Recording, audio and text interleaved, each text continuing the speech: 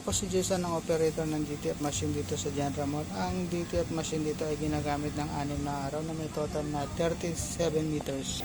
Tapping area na may 80% good condition. Ito naman ang ating printer head. Head clean.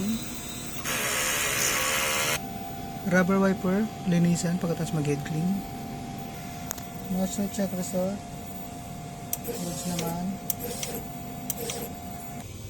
Yung system natin ay tama lang.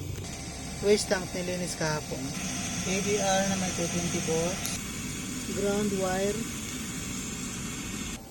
Ito naman yung mga in-use supply natin. Unused ink, unused white ink, at cleaning solution. Dito naman yung mga DTF film natin. Nakagamit tayo ng isang powder, isang film, cyan, at isang white ink. Daily output record. Monthly checklist monitoring, weekly maintenance. Yun na po, salamat.